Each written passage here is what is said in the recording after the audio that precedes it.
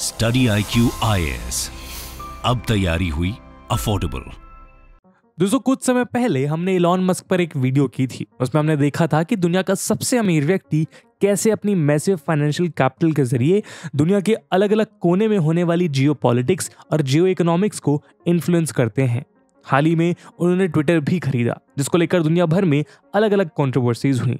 और हो भी क्यों ना, आखिर उनका एक कदम दुनिया भर के स्टेक होल्डर्स की जियोपॉलिटिकल और फाइनेंशियल इक्वेशंस को बड़े लेवल पर इम्पैक्ट करता है। लेकिन दोस्तों, आज की ये वीडियो इलॉन मस्क पर नहीं है, बल्कि आज की स्टोरी के मेन किरदार इलॉन मस्क के समान ही एक ऐसी शख्सियत हैं जो आज अपने बिजनेस डोमेन से आगे बढ़कर इंडियन जियोपॉलिटिक्स में अहम भूमिका निभा रही हैं। जी हाँ दोस्तों, हम बात कर रहे हैं एशिया के रिचेस्ट मैन गौतम अडानी की। ब्लूमबर्ग बिलियनियर इंडेक्स की लेटेस्ट रिपोर्ट्स के मुताबिक इतिहास में पहली बार कोई एशियन मैन दुनिया के टॉप 3 रिचेस्ट पर्संस की लिस्ट में शुमार हुआ है। गौतम अडानी का ये फिनोमिनल राइज पूरी दुनिया के लिए एक स्टैगरिंग एग्जाम्पल बना है। $137 बिलियन की मैसिव वेल्थ के मालिक गौतम अडानी इंडिया के पहले ऐसे प्राइवेट प्लेयर हैं जो airports, sea ports, mines, green energy, data centre, defence, agriculture, real estate और गैस यूटिलिटीज जैसे न जाने कितने डाइवर्स सेक्टर्स में फैले हुए हैं। यही डाइवर्सिफिकेशन उनके बिजनेस मॉडल की सक्सेस का एक अहम राज भी बताया जाता है। आज ये अडानी कॉन्ग्लोमरेट इन सभी सेक्टर्स में डाइवर्सिफाई होने के साथ साथ दुनिया के अलग अलग रीजन्स में भी अपनी पकड़ मजबूत कर रहे हैं, जो इंडिया की डिप्लोमेटिक और स्ट्रेटेजिक आउटरीच के लिए बहुत क्रूशियल हो जाता है। अपने फाइनेंशियल मिरेकल के चलते वो इंडिया के इंफ्रास्ट्रक्चर डेवलपमेंट और इकोनॉमिक ग्रोथ में तो अहम भूमिका निभा ही रहे हैं। लेकिन क्या आप अंदाजा लगा सकते हैं कि आज उनकी ये पर्सनल माइट इंडिया के मेजर राइवल चाइना को चैलेंज करने के काम भी आ रही है? जी हाँ दोस्तों, गौतम अडानी इंडिया और चाइना के बीच इंडिया का एक नया हथियार बनकर सामने आ रहे हैं। आप सोच रहे होंगे कि इंडिया और चाइना की जियोपॉलिटिकल रिलेशनशिप के बीच गौतम अडानी का क्या कनेक्शन है। क्या गौतम अडानी और चाइना के बीच कोई टसल चल रही है? और यदि हाँ, तो क्या वो चाइना जैसी ह्यूज एक्सपेंशनिस्ट पावर को बीट करने में इंडिया की मदद कर पाएंगे? क्या एक सिंगल पर्सन इंटरनेशनल पॉलिटिक्स के इतने सेंसिटिव इशू के डायनेमिक्स को बदल सकता है? आज की वीडियो में हम यही जानेंगे दोस्तों। लेकिन आगे बढ़ने से पहले मैं आपको बता दूं कि इस वीडियो की इंपॉर्टेंस यूपीएससी मेंस के GS2 के IR सेक्शन के लिहाज से काफी ज्यादा है। इसके बारे में हम वीडियो के अंत में और भी बात करेंगे, पर फिलहाल के लिए अपने डिस्कशन को हम आगे बढ़ाते हैं। दोस्तों, स्टडी IQ आप सबके लिए लेके आया है एक बहुत ही खास course. Study IQ UPSC pre plus mains के लिए एक फुली लाइव कोर्स लॉन्च करने जा रहा है। इस कोर्स में 900 घंटे से ज्यादा की लाइव क्लासेस होंगी। प्रीलिम्स में आपको परिपक्व करने के लिए प्रैक्टिस क्वेश्चंस दिए जाएंगे, मेंस की आंसर राइटिंग प्रैक्टिस होगी और आपके डाउट्स को किसी भी समय क्लियर करने के लिए मिलेगी 1-to-1 मेंटोरशिप, जिसके अंतर्गत आप अपने एकेडमिक और नॉन एकेडमिक डाउट को क्लियर कर सकते हैं। और दोस्तों, ये सब कुछ आपको मिलेगा 18,999 के सुपर डिस्काउंटेड प्राइस पे अगर आप AG live coupon code use करते हैं। दोस्तों, इन बैचेस में क्लासेस की स्टार्टिंग 30 नवंबर मॉर्निंग 8 AM से हो रही है। तो अब आप भी अपनी तैयारी को एक हेड स्टार्ट दीजिए और पूरे देश के एस्पिरेंट्स के साथ बोलिए कि अब तैयारी हुई अफोर्डेबल स्टडी IQ के साथ। बाकी सभी अपडेट्स के लिए आप मुझे मेरे सोशल मीडिया हैंडल्स पे फॉलो कर सकते हैं।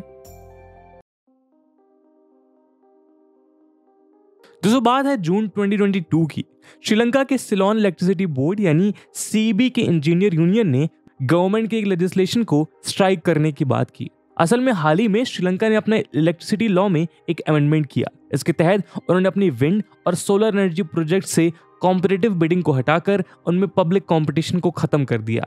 इन अमेंडमेंट को लेकर श्रीलंका में खूब प्रोटेस्ट हुए। इन प्रोटेस्ट में प्रोटेस्टर्स ने श्रीलंका में गौतम अडानी के बढ़ते इन्वेस्टमेंट की ओर हिंट किया। इतना ही काफी नहीं था कि इसके कुछ दिनों बाद CEB के चेयरमैन VVM फर्डिनांडो ने श्रीलंका में गौतम अडानी की इन्वेस्टमेंट पर एक और केओस बिल्ड किया। असल में उन्होंने एक पार्लियामेंट्री ग्रुप के सामने कहा कि श्रीलंका के नदन मनार डिस्ट्रिक्ट में एक renewable energy project Adani group को सौंप दिया गया है और ऐसा श्रीलंकन प्रेसिडेंट गोटाबाया राजापक्सा के कहने पर किया गया है। इस मीटिंग में उन्होंने ये भी कहा कि इस डील को अडानी ग्रुप को एलोकेट करने के लिए PM मोदी की गवर्नमेंट ने गोटाबाया राजापक्सा पर प्रेशर क्रिएट किया है। तो जैसे ये न्यूज लाइमलाइट में आई, श्रीलंका और इंडिया दोनों के इंटरनल पॉलिटिक्स में बवंडर सा छा गया। कोलंबो में प्रोटेस्ट शुरू हो गए। लोग स्टॉप अडानी जैसे स्लोगन शाउट करने लगे। श्रीलंका में ऑपोजिशन ने यह क्लेम किया कि उनकी गवर्नमेंट अडानी ग्रुप को इस तरह की ओपेक डील्स के जरिए उनके देश में बैकडोर एंट्री करने की इजाजत दे रही है। वहीं दूसरी तरफ इंडिया में भी अपोजिशन पार्टीज ने इसको क्रिटिसाइज करते हुए पीएम मोदी और गौतम अडानी के रिलेशंस को टारगेट किया। दोस्तों, गौतम अडानी के साथ हमेशा से ही एक कंट्रोवर्सी जुड़ी रहती है कि उनको पीएम मोदी के द्वारा सपोर्ट किया जाता है। इसी एलिगेशन को यूज करते हुए बहुत से इंडियन और श्रीलंकन लॉ मेकर्स ने यह एक्यूज किया कि इंपोर्ट इंफ्रास्ट्रक्चर और एनर्जी डील्स के जरिए इंडियन गवर्नमेंट अपने पॉलिटिकल इंटरेस्ट को सर्व कर रही है, और उन्होंने राजापक्सा गवर्नमेंट पर मोदी गवर्नमेंट के सपोर्ट का आरोप भी लगाया। लेकिन अडानी ने इन एलिगेशंस को लगातार डिनाई किया। उन्होंने कहा कि ये इन्वेस्टमेंट श्रीलंका की नाजुक इकोनॉमिक कंडीशन के लिहाज से बहुत जरूरी है। खैर, इस सब के चलते अगले ही दिन एमएमसी फर्डिनांडो ने अपनी स्टेटमेंट को वापस ले लिया। उनका कहना था कि ऐसा उन्होंने इमोशनल प्रेशर में आकर बोल दिया। श्रीलंकन गवर्नमेंट ने भी अपनी तरफ से उनके इस क्लेम को पूरी तरह नकार दिया, और तो और 13 जून की शाम को ही एमएमसी फर्डिनांडो ने अपने पद से रिजाइन कर दिया। तो आप सोच रहे होंगे कि यहाँ आखिर चल क्या रहा है। श्रीलंकन प्रोटेस्टर्स किन पोर्ट्स की बात कर रहे हैं और ये प्रोजेक्ट्स आखिर चाइना को किस तरह काउंटर करते हैं। आइए इसको एक एक करके समझते हैं। दोस्तों, जैसा कि हम जानते हैं, आज श्रीलंका अपने इतिहास के सबसे बुरे दौर से गुजर रहा है, जिसका कहीं ना कहीं एक मेजर कारण चाइना भी है। चाइना ने पिछले कुछ सालों में श्रीलंका को उनके इंफ्रास्ट्रक्चर प्रोजेक्ट्स के लिए भर भर के लोन्स दिए हैं, और इन लोन्स की अनसस्टेनेबल कंडीशंस ने श्रीलंका को आज इस मोड़ पर लाकर खड़ा कर दिया है। हालांकि इसके पीछे बहुत से और भी कारण हैं जो हमने पहले भी कई बार डिस्कस किए हैं, लेकिन इस बात को डिनाई नहीं किया जा सकता कि इसका सबसे ज्यादा क्रेडिट चाइना को ही जाता है। खैर, आज मुसीबत के इस दौर में इंडिया श्रीलंका के साथ एक एक्टिव एंगेजमेंट के जरिए इस रीजन में चाइना को बैलेंस करने की कोशिश कर रहा है। उदाहरण के लिए, इस साल की शुरुआत में इंडिया ने श्रीलंका को $376.9 मिलियन की फाइनेंशियल एड प्रोवाइड की है। जैसा कि हम जानते हैं कि चाइना अपने बेल्ट एंड रोड इनिशिएटिव के थ्रू इंडिया के स्ट्रेटेजिक इंसर्कलमेंट की कोशिश कर रहा है, और श्रीलंका दुनिया के की शिपिंग लेन्स पर मौजूद होने के कारण चाइना के लिए सबसे गोल्डन अपॉर्चुनिटी बना हुआ है। इसीलिए पिछले कुछ सालों में श्रीलंका इंडिया और चाइना की जियोपॉलिटिकल राइवलरी के एपिसेंटर के रूप में सामने आया है, और जियोपॉलिटिक्स के इसी मैदान पर आज गौतम अडानी चाइना को काउंटर करते हुए इंडिया के स्ट्रेटेजिक इंटरेस्ट को प्रमोट करते नजर आ रहे हैं। दोस्तों, यूं तो अडानी ने अपना मैक्सिमम फॉर्च्यून इंडिया में ही जनरेट किया है, लेकिन पिछले कुछ सालों में उन्होंने ग्रेजुअली अपने फुटप्रिंट्स ओवरसीज डील्स के थ्रू इंडिया के बाहर भी एक्सपैंड करने शुरू कर दिए हैं। जुलाई 2022 में उन्होंने अपने शेयर होल्डर्स को कहा था कि बहुत सी फॉरेन गवर्नमेंट्स ने उनको अपने यहाँ इंफ्रास्ट्रक्चर बिल्ड करने के लिए भी अप्रोच किया है। एक रिपोर्ट के मुताबिक अडानी 2030 तक वर्ल्ड के लार्जेस्ट पोर्ट डेवलपर्स बनना चाहते हैं, और इसीलिए उनके लिए ये प्रपोजल्स गोल्डन अपॉर्चुनिटी का काम कर रहे हैं। कई एक्सपर्ट्स का कहना है कि जिन कंट्रीज के इंडिया के साथ चाइना से बेहतर रिलेशंस हैं, वहां पर अडानी ह्यूज सक्सेस बुक कर सकते हैं, और जाहिर है कि आज श्रीलंका इसका सबसे बेस्ट एग्जांपल है। दोस्तों, अडानी और श्रीलंका के इस डायनामिक्स की शुरुआत लास्ट ईयर अक्टूबर में हुई, जब अडानी श्रीलंका में एक विजिट के लिए गए हुए थे। इस विजिट पर अडानी जब श्रीलंकन प्रेसिडेंट गोटाबाया राजापक्सा से मिले तो उन्होंने दोनों देशों के स्ट्रॉन्ग बॉन्ड्स को एम्फसाइज किया। आपको बता दें कि इससे कुछ महीनों पहले अडानी ने श्रीलंका में $750 मिलियन की historic Colombo port deal sign की थी। आपको बता दें कि कोलंबो पोर्ट का 70% कार्गो इंडिया आता है, तो ये पोर्ट इंडिया के लिए काफी इंपॉर्टेंट है। लेकिन इसके अलावा ये डील इंडिया के लिए इसलिए भी बहुत सिग्निफिकेंट थी क्योंकि इससे पहले के कुछ सालों में श्रीलंका लगातार अपने इंफ्रास्ट्रक्चर डेवलपमेंट के लिए चाइना के डेट ट्रैप में फंसता जा रहा था। हम्बनटोटा के टेक ओवर के बाद चाइना की नजर श्रीलंका के कोलंबो पोर्ट पर थी। हम्बनटोटा के बाद चाइना ने यहाँ अब तक का सबसे बड़ा investment Colombo port city project के रूप में अनाउंस किया। यहाँ पर चाइना दुबई के जैसा एक फाइनेंशियल हब बनाना चाहता है, और चाइना के इस प्रोजेक्ट को 2014 में इनॉग्रेट किया गया। यानी हम्बनटोटा पर तो चाइना पहले से ही था, और इस डील के बाद वो कोलंबो को भी पूरी तरह अपने कंट्रोल में करना चाहता था। हालांकि कोलंबो पोर्ट के ईस्ट कंटेनर टर्मिनल के डेवलपमेंट को इंडिया को नहीं सौंपा गया था। लास्ट ईयर नवंबर में श्रीलंकन गवर्नमेंट ने ईस्ट कंटेनर टर्मिनल के लिए China harbour engineering corporation limited को सिलेक्ट किया था, लेकिन वेस्टर्न टर्मिनल अभी भी फ्री था, और जाहिर है कि इस पर इंडिया और चाइना दोनों की नजर टिकी हुई थी।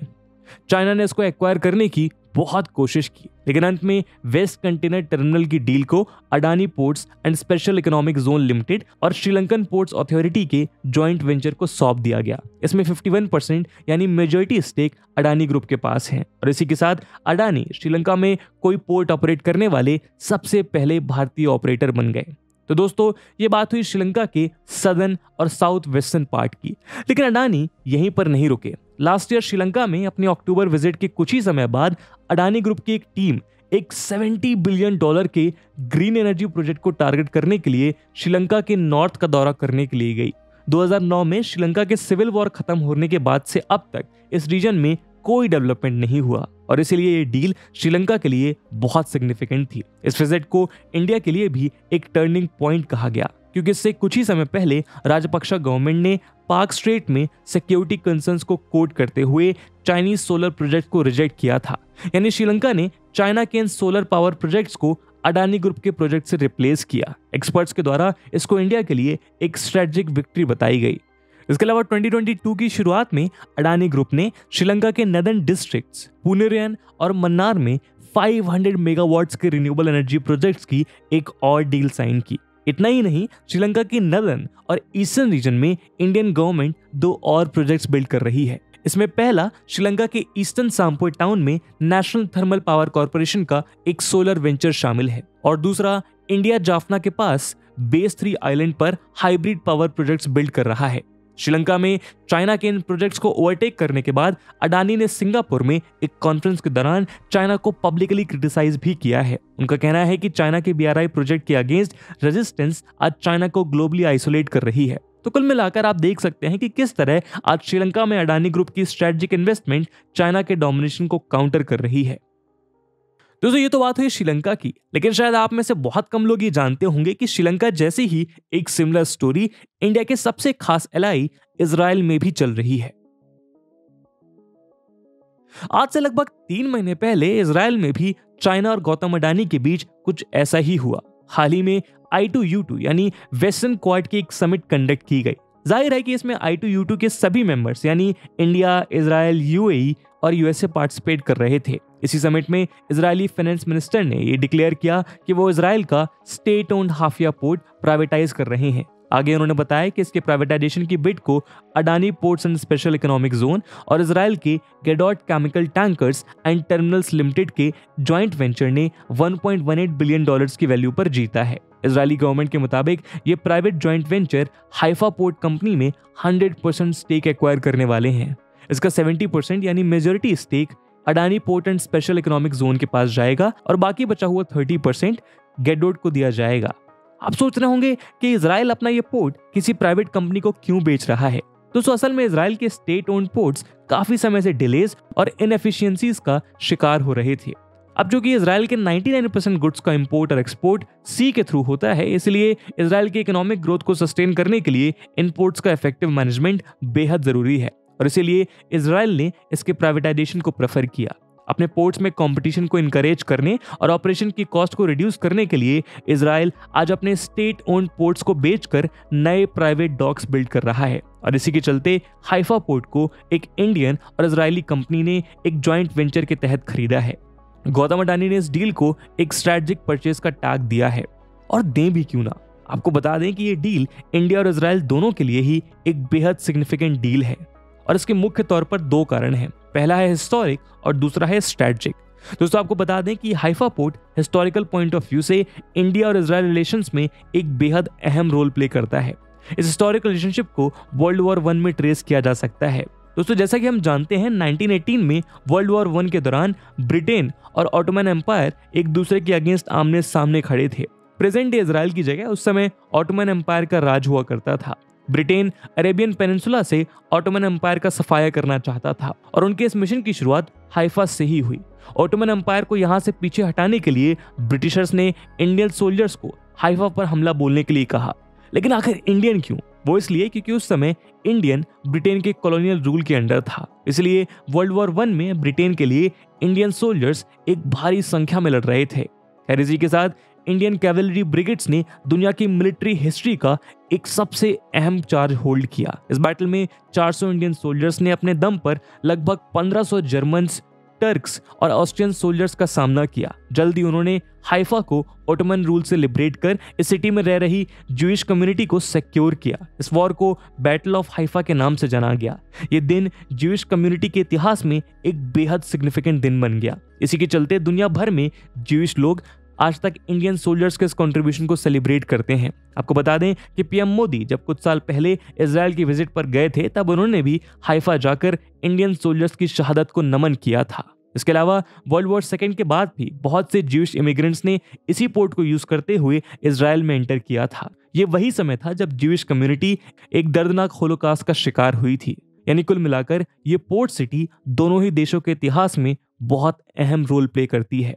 दोस्तों ये तो बात हुई हिस्टोरिकल पर्सपेक्टिव की, किंतु अगर हम स्ट्रेटेजिक पॉइंट ऑफ व्यू से देखें तो हाइफा इजराइल का सेकंड लार्जेस्ट पोर्ट है, जो इजराइल की मेडिटेरियन कोस्ट पर एक मेजर ट्रेडिंग हब का काम करता है। ये मेडिटेरियन सी के अलोंग इजराइल के ट्रांसपोर्टेशन और इंडस्ट्रियल सेक्टर के साथ साथ पूरे मिडिल ईस्ट के लिए एक बेहद क्रूशियल पोर्ट बन जाता है। इजराइल के लिए इसको गेटवे टू द वर्ल्ड भी कहा जाता है। इंडिया के पर्सपेक्टिव से देखें तो इस पोर्ट पर इंडिया की प्रेजेंस का मतलब है मिडिल ईस्ट में उसकी एक स्ट्रॉन्ग प्रेजेंस।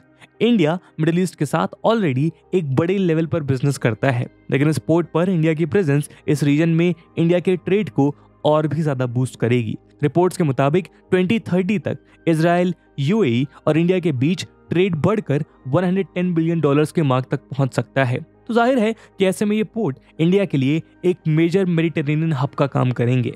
इसी के साथ साथ इजराइल में भी ये सिग्निफिकेंट इन्वेस्टमेंट का सोर्स बनेगा और इसीलिए अडानी ग्रुप की ये डील इंडिया और इजराइल के स्ट्रेटेजिक फ्रेंडशिप और इकोनॉमिक पार्टनरशिप का एक स्ट्रॉन्ग सिंबल बन जाती है। दोस्तों यहाँ मजेदार बात यह है कि इजराइल में इस पोर्ट के पास ही हमारा पड़ोसी देश चाइना भी मौजूद है। जी हाँ दोस्तों, पोर्ट्स की बात हो और चाइना ना हो ऐसा शायद नहीं हो सकता। चाइना और पोर्ट्स के लगाव से तो हम सब बहुत अच्छे से परिचित हैं। आज की डेट में चाइना दुनिया की 63 कंट्रीज में लगभग 100 पोर्ट्स ओन करता है। इससे आप समझ सकते हैं कि पोर्ट्स चाइना की एक्सपेंशनिस्ट स्ट्रेटजी का कितना अहम हिस्सा बन जाता है।